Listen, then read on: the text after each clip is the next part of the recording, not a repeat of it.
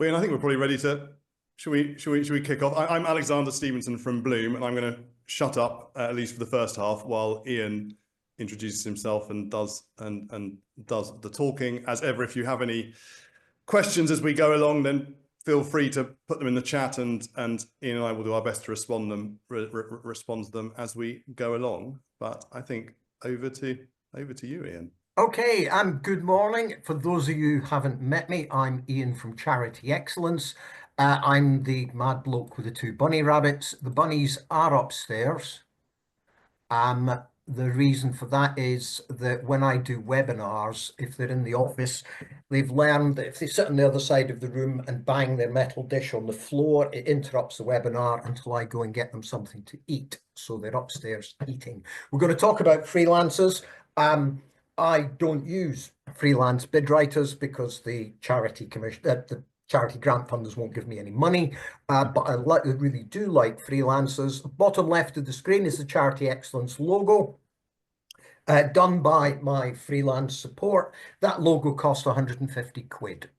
I'm very pleased with that. Someone just recently rebranded and charged 50,000 quid. I prefer 150. So to kick off, what are the advantages of a freelancer? The answer, they can start quickly. So generally speaking, you can phone up and say, look, I need someone to write me funding bids and I need them as a matter of urgency. You can get them in, if you're really lucky, right away, or a day or a couple of weeks. You're not going through that whole recruitment process. And they're used to getting up to speed very quickly. If you change clients every 2 minutes, you get really, really good at it. When I do turnarounds, I will walk into a charity and I will go, do that, do that, do that, do that, stop doing that, do that next, and come back to me when you're ready to do that. And people go, how do you do that? And the answer is, I've just done loads of them. And when you've done loads of them, you work out how to do it. So generally, you don't really need to go through the whole induction and corporate knowledge building. They're used to coming in and getting going really quickly. You only pay them for the hours they work. So you have a really tight control on cost. You employ a member of staff, they're with you forever. You must keep paying them, obviously. With freelancers, you can commit to a specific budget. And you only have them as long as you need them. So if you've got a short-term crisis or you need to fill something, you need to keep something going, you can actually pick up and put down freelancers on a regular basis. They can ramp up the support they give you. They can ramp down the support they can give you. And they don't come with employee costs, risks, and legal obligations. When you take a member of staff on, you've got things like sick days, you've got money spent on training, you've got things like holidays, and there are a whole series of legal obligations that you need to comply with. You've got much, much less with a freelancer. So those are all the advantages. What are the disadvantages? They're probably not in the office as often as your staff. They may not live anywhere near you. You need to pick a good one. Fundraisers, to be honest, I think we've got the very, very best and some of the worst. When you pick a freelancer, if you pick a bad one, yeah. So you need to really do your due diligence properly. You need to talk to someone, you need to take up references, you need to ask them the right questions. There's two ways of doing that. You can go with a sole trader. Sole traders tend to be cheaper. They're like me, they sit in the office, they've got no overheads, they just work for themselves, but it's only them. If you go to an agency like Blume, for example, you will probably pay more, but they are likely to have multiple. They will have done their due diligence on the people that they have. So it's a safer pair of hands that you get with an agency. You get it a little bit cheaper if you use an individual. How do I approach that? Well, for my design work, I use an individual. I would like a new Charity Excellence infographic. I'm in no great rush. I go off to my mate and he'll do it. And I'll say, look, anytime in the next month, it's fine. It's a little bit of work. You just fit it in when you go. He does it for me cheap as chips. If he falls ill or gets COVID or goes on holiday, it doesn't really bother me because I don't need it urgently. But if you're talking about stuff where you need it really delivered, then agencies, if someone suddenly falls ill, you can go back to the agency and you can look for a replacement. You pay more. You're paying for flexibility. So a freelancer works half a day, they get paid for half a day. If they don't work for the rest of the week, they don't get paid for the rest of the week, but they've still got to pay the mortgage and do the shopping at Lidl's. So they are a little bit more expensive. But they're not as expensive. People keep saying to me they're really, really, really expensive. So you are not comparing like for like, and this is how it works.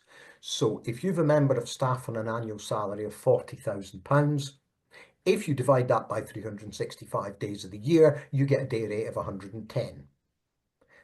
But it's not, because the actual working days are about 220. You can argue, but you have 52 weekends. That's 104. You've got 25 days holidays. You've got 8 public holidays. You've got up to 10 days sickness. You've got training. So you don't get a full-time member of staff every day.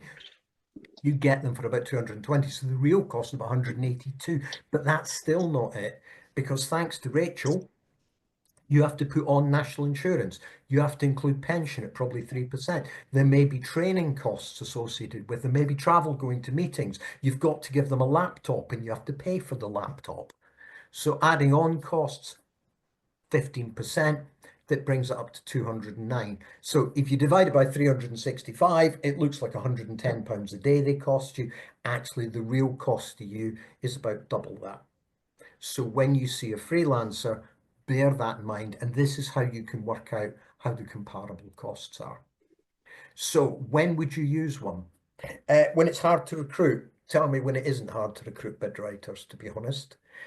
Outside of London or the major cities, or when recruitment is tough.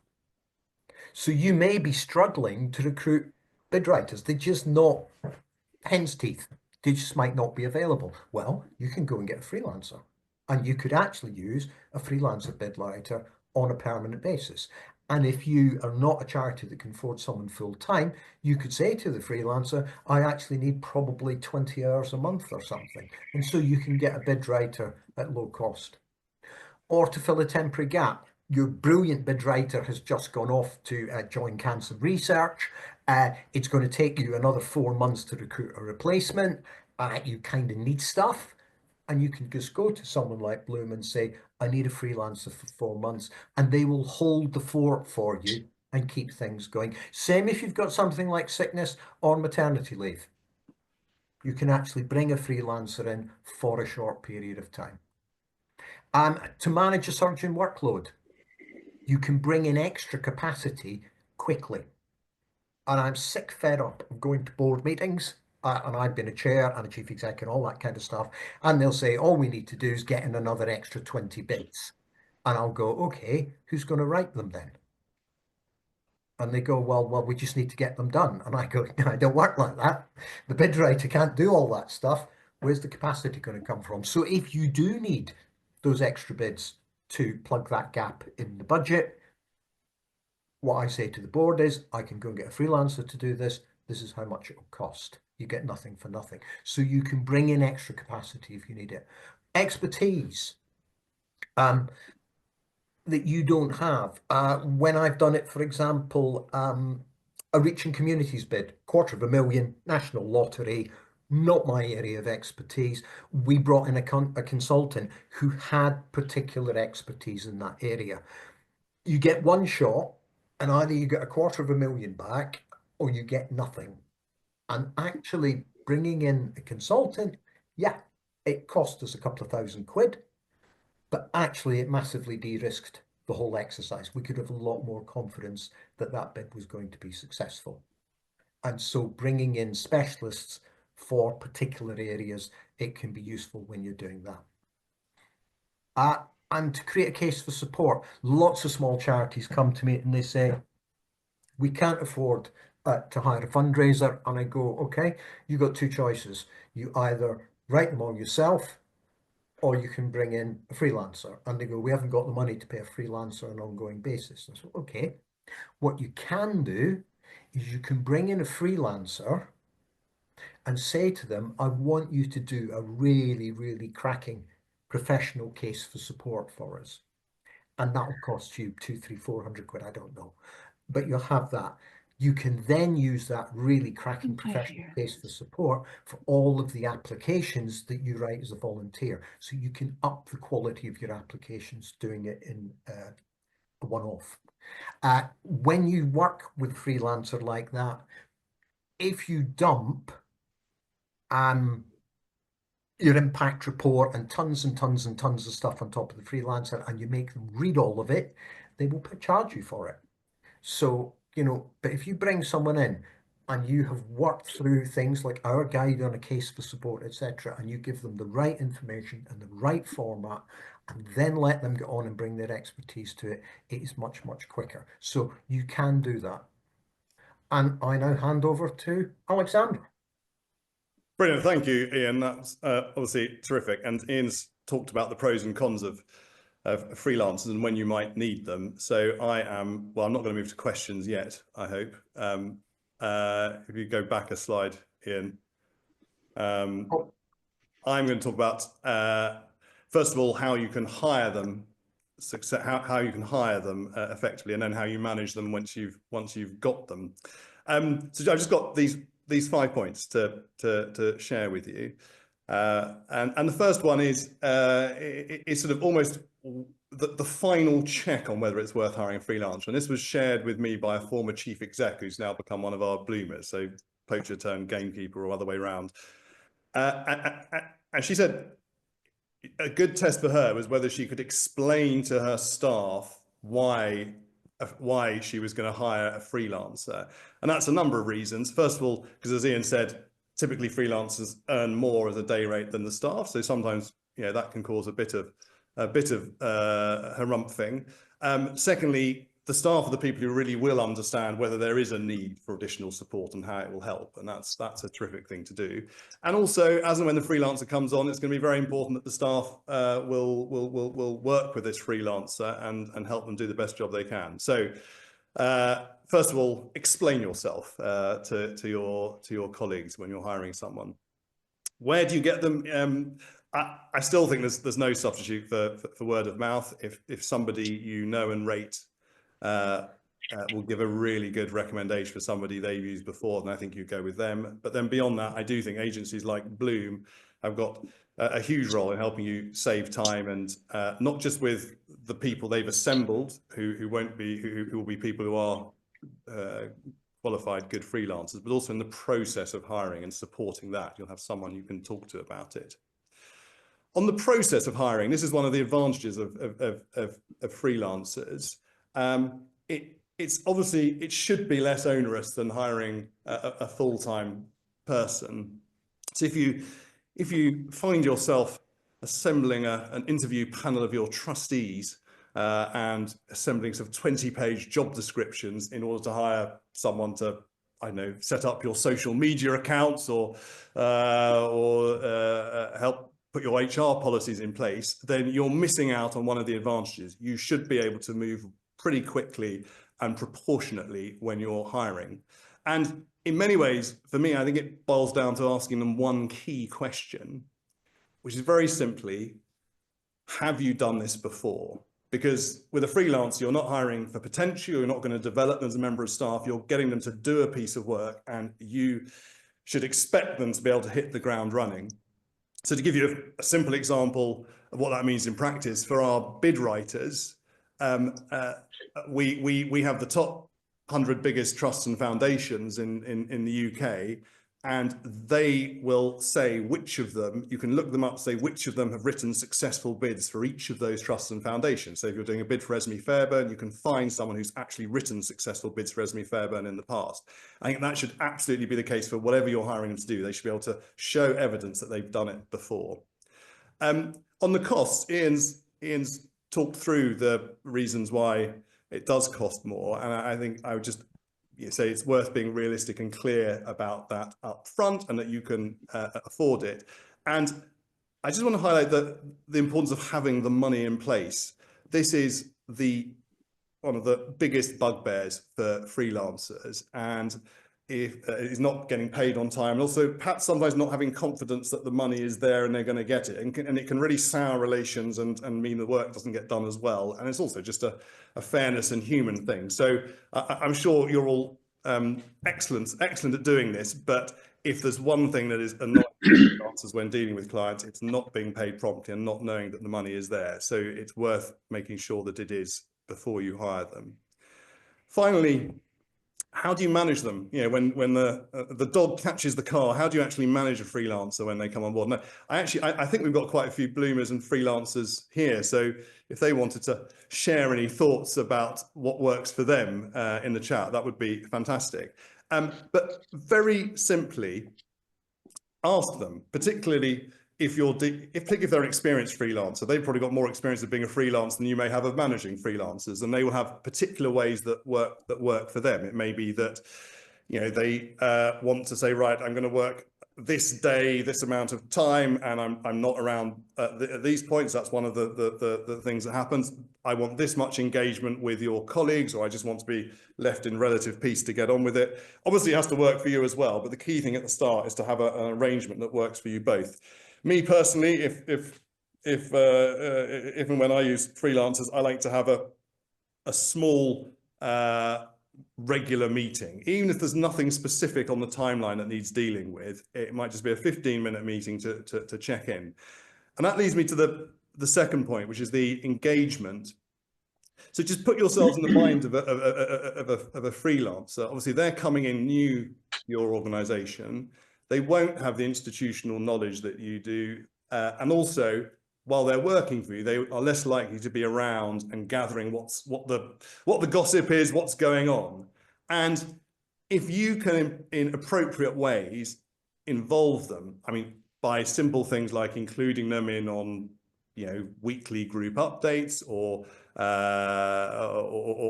meetings where it might be appropriate for them to come and not a waste of time, then that would be terrific. Not only will that help them in what they're doing, so if they're writing an impact report for you, actually understanding what's going on a daily basis is really helpful. It's also really motivating. You know, freelancers are humans too, and they want to be motivated and to understand what you're doing. And that leads me on to my final point, which is what you do when the project comes to an end. And I think it's incredibly important to keep in touch with the freelancer. A number of reasons. First of all, just the emotional one of, if you've done, you know, the amount of times people do a piece of work for an organization and never find out what impact it has. And of course, they want to know they're committed to it. Secondly, from your enlightened self-interest point of view, you might want to work with them again. And it's good to just keep tabs on them and so that you're up to speed with them and you know what they're up to and they know what you're up to. It makes it easier to do the hiring. And also, the other enlightened self-interest point of view is the good freelancers. They are working in the sector at large, and they are having conversations with senior people in the sector, lots of other charities.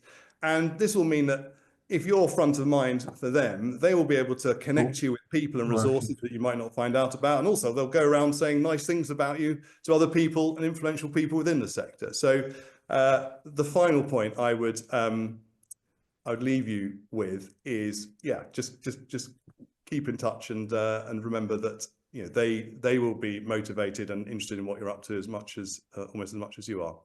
So that's my stuff. I can see lots of chat things going on, which I haven't read yet. I don't know whether, Ian, you've had a chance to see whether there are questions there or things that we should try and respond to. You're muted, Ian. Sorry, I was typing away, so I thought I'd better switch myself off.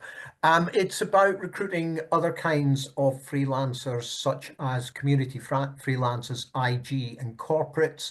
I said you'd be better. I mean, my gut reaction is things like community fundraising is much more face-to-face and hands-on. So if you want to recruit a freelancer to run your colour run, you're probably going to be trying to recruit someone in the local area, whereas a remote bid writer isn't such a problem. With IG and corporate, you may be more interested in their networks than specifically in the writing bits, i.e. for me, the issue with corporates is actually getting my foot through the door to the chief executive. So if you want to have a freelancer in that area, someone who knows how to get their foot through the door and who may have actually a very useful address book, I think would be useful. But Alexander knows more than I do. Yes, well, in answer to, yes, the Sue's thing about, is this just about fundraising? No, it's absolutely not. There's all sorts of things. I mean, but to give you the Blume perspective, about 50% of our work is fundraising. Give you a feel for it. Other than that, I'd say number 2 is finance and possibly marketing, and then HR and office stuff below that. But I think these lessons apply equally across the board. There's some very good, I think the notion of giving your freelancer an email address is a really good inclusive one, and also makes the point to the outside world. There's some really good tips here, which I'm desperately trying to. And I've got a question come in. Do you have specialist fundraisers in different areas, such as corporate event, and also by theme, health, heritage, etc.? Absolutely, yes, we do. I mean, we've got goodness, fundraising is a broad brush. So yes, obviously corporate, legacy events, all the stuff that you would imagine. And again, the advantage of going to an agency like us is you can filter not only by those, but also by area that people work in. So if you're looking for international development fundraisers, you can do that. And again, coming back to my original point, you should absolutely make sure you've got someone who's got that experience. If you're hiring a freelancer, you can be reasonably demanding about it, because you can be. And someone's asked about prospect research, but someone's actually confirmed that yes, you do. Yeah. Yes, there's a good question from Clive. He's asked about being a trustee. He said he'd like to understand how conflicts of interest are avoided when freelancers have multiple clients seeking funding, for example. It's a really good question, and so yes, when you have a freelancer who's applying to the same funder on behalf of 3 or 4 different charities, how do they manage it? And there is no hard and fast rule on it. Again, coming back to the being demanding about what you're asking for, I would try to avoid that situation, but it does happen, and occasionally it makes complete sense, because for they'll be able to explain that they're applying for different pots of funding from the same fundraiser, and also sometimes they'll be saying, well, you're all applying and you've got different cases, and I'll be making the case as well for you as I will for the other person. But it is up to them to manage it and be clear about it. And it's definitely a good question to ask when you're recruiting somebody. And the only one I'd be careful around is where the thing is, grant makers make grants to lots of people. So the fact that multiple charities are sent to them by one person is not problematic. If you get into things like major donor, where you have got your own personal multimillionaire, etc., and you have someone working with them, you may wish to think about something like an anti-solicitation statement, where you write that into the contract, that they may not take your client to your major donor to another client. So in the areas where you're a bit specialist, you might want to think a bit more like that. Someone's asked about using a freelancer for strategy. You could do, I mean, most senior people, I don't consider myself a fundraiser, but I can do fundraising strategies and stuff. So you may find a senior bid writer will say, yeah, actually, I can do a strategy for you, and then I can do bids. It's a different thing. So you would want to think about that. You might want to, speak to Alexander about one of the senior bid writers coming in and doing a strategy, but you actually might want a more junior bid writer to write the actual bids, because they would be more cost effective for you. Yeah, I completely endorse that. And again, that's an advantage of going to an agency where you can sort of do a patchwork quilt of different skills. But of course, it's the million-dollar question, is whether it's worth doing fundraising. One way of looking at it as well is particularly if you're we do lots of work with overworked chief execs, and one of the filters for you is how can I save time? What am I doing that would, for example, enable me to spend more time doing my fundraising strategy? So things like, quite often people get wrapped up in doing HR policies or governance stuff, which actually is time consuming, or complex procurements, and is time consuming, could be done by other people. So I think another lens through it is, how can I save myself time and release it to do the things that I should be doing, is a very good thing. Questions about how to manage a solicitation statement when using a freelancer for grants, corporates, etc. I think it's a case by case basis. I would by and large try and avoid them because it adds a whole level of complexity. If you're hiring a fundraiser to do a 500 quid or £1,000 bid, I think that's a layer of faff on the recruitment that is probably worth doing without. If it's a really big long-term relationship, then or a really big important bid that you're doing, then it might be worth doing it. But I would do it on a case by case. And what I did personally, I mean, for the grants, I was pretty laid back about that sort of thing. If the bid writer has drafted a bid for me as the chief exec, I don't really see that as any different to the fundraising manager drafting the bid for me as the chief exec, and I would simply sign the bid because the bid is coming from the charity. Now, if the freelancer was sitting down with that high net worth and making the ask on your behalf, or if they were doing door to door and making an ask on your behalf, at that point legally you really need to do that. And Natalie's come up with another really helpful suggestion on that about getting them to sign a notice of charitable organisations who are working with the freelancer, and make sure everyone's signed up, so there's complete transparency about what's happening. In terms of whether Blume has specialist fundraisers in different areas, I think we the corporate and heritage and all that. Yes, we do. If anyone's interested, obviously they can come and talk to me, and I can help you identify how to find them. Although the website does it as well. Well, there's so much useful advice coming. I think there's a recommendation from Rosie earlier about doing the monthly update to clients, which is something that I think is incredibly useful and valuable. Particularly sometimes it's accompanied by the timesheets to show you how much has been done, and that ensures that going forward there's absolute clarity about how much work has been done and what has been done and what remains, which can be useful if people forget. And I think treating them like a human being. You know, one of my previous jobs, I had an actress who was on a 0 hours contract because she was disappearing for shoots.